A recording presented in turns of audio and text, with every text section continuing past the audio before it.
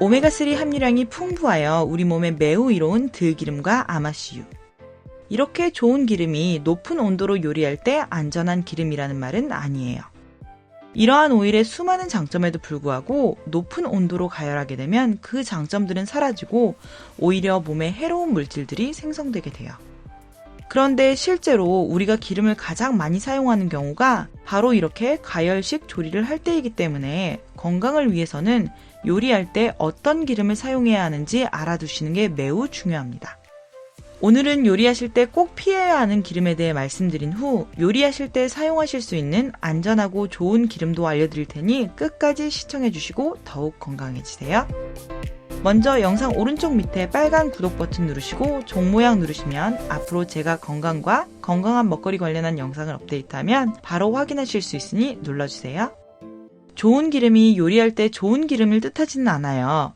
예를 들어 우리가 몸에 좋아 보충제로도 많이 먹고 있는 오메가3 지방산의 경우 열에 매우 취약해서 가열할 경우 활성산소가 형성되어 몸에 오히려 해롭게 됩니다.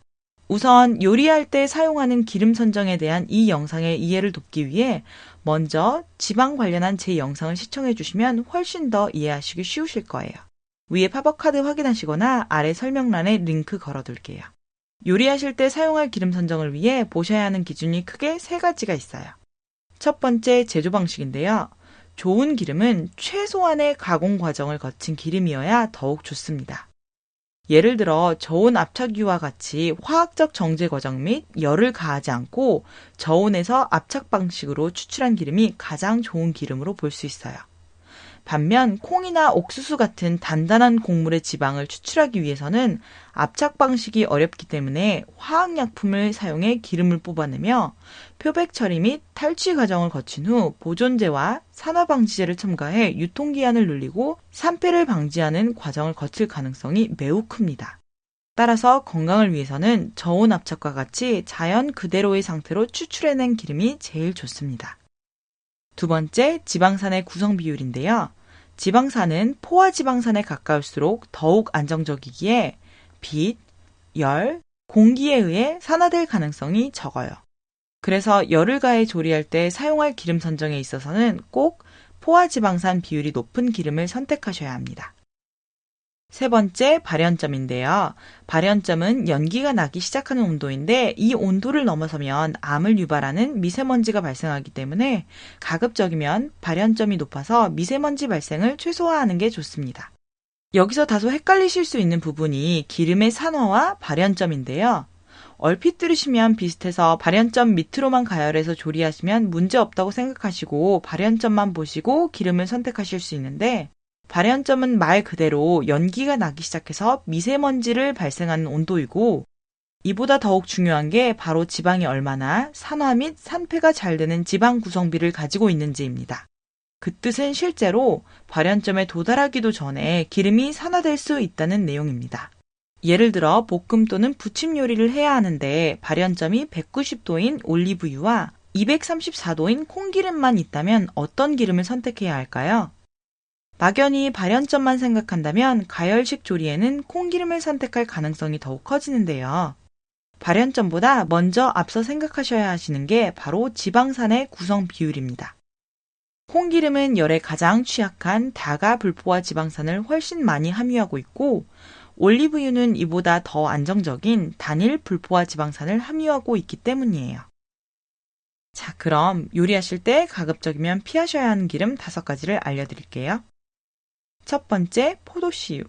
포도씨유는 발연점이 216도로 다소 높은 편이지만 가장 불안정하며 쉽게 산화되는 다가 불포화 지방산을 71%나 함유하고 있어요. 따라서 이미 유통 과정 및 상점에 진열되어 있는 과정에서 산화가 진행되어 있을 가능성이 높고 가열하여 요리할 경우 산화가 더욱 진행됩니다. 두 번째, 콩기름. 한국인이 가장 많이 사용하는 기름이 바로 이 콩기름인데요. 안타깝게도 콩기름은 발연점은 매우 높지만 다가 불포화 지방이 58%로 매우 불안정한 기름에 속합니다. 뿐만 아니라 시중에 유통되는 대부분의 콩기름은 수입 유전자 변형 콩을 사용하여 만들었기 때문에 더욱 멀리해야 하는 기름입니다. 세 번째, 옥수수유. 옥수수유도 콩기름과 비슷한 이유인데요. 다가 불포화 지방산 비율이 55%로 매우 높을 뿐만 아니라 유전자 변형 옥수수로 만든 제품들이 많아요.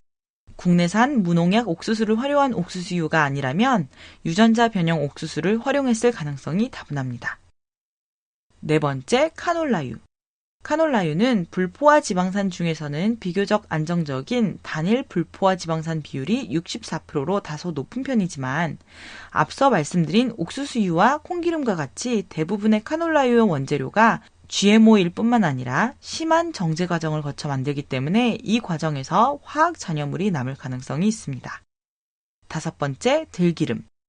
들기름은 건강에 좋은 오메가3 지방산이 풍부한 기름인데 가열을 할 경우 바로 이 오메가3 지방산이 문제가 됩니다. 오메가3는 지방산 중 가장 불안정한 다가 불포화 지방산이며 그 중에서도 오메가6보다도 더 불안정하여 쉽게 산화됩니다. 따라서 들기름은 볶지 않은 냉압착 생들기름만 드셔야 하며 가열하시면 안 되기 때문에 샐러드에 넣으시거나 요리를 모두 마치시고 드시기 전에 살짝 뿌려 드셔야 합니다. 그럼 도대체 무엇으로 요리를 해야 하냐고요? 이제 요리할 때 사용하실 수 있는 좋은 오일을 알려드릴게요. 첫 번째, 코코넛 오일. 코코넛 오일은 포화지방 비율이 86%로 우리가 알고 있는 그 어떤 기름보다 높습니다. 따라서 매우 안정적이어서 쉽게 산화되지 않을 뿐만 아니라 발연점도 177도라서 상당히 높아 웬만한 볶음 요리는 모두 가능합니다. 그리고 만약 더 높은 온도에서 튀김 요리를 하시고 싶으시다면 발연점이 204도로 매우 높은 정제 코코넛 오일을 활용하시면 됩니다. 만약 코코넛 특유의 향이 힘드시다면 향이 없는 코코넛 오일도 시중에 판매하고 있으니 참고해주세요. 두 번째, 버터와 기버터. 버터도 포화지방산 비율이 63%로 상당히 높으며 버터의 경우 발연점이 150도이고 기버터의 경우 더욱 높은 250도입니다.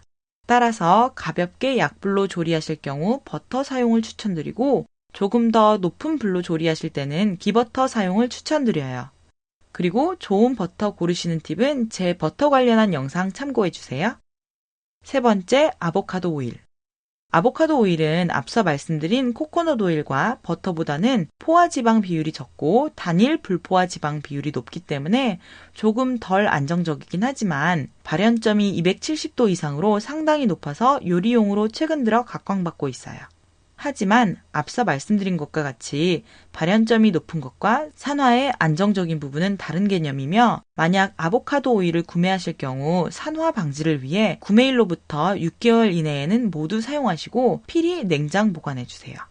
저의 경우에는 집에서 튀김류 등 고온에서 조리하는 경우가 거의 없고 대부분 약불에서 조리를 하기 때문에 코코넛 오일과 버터를 주로 사용하고 있어요. 여러분들도 조리 상황에 맞게 선택하시면 좋을 것 같고 추가적으로 오일 관련해서 조금 더 자세히 이해하실 수 있는 차트를 아래에 링크로 걸어둘게요.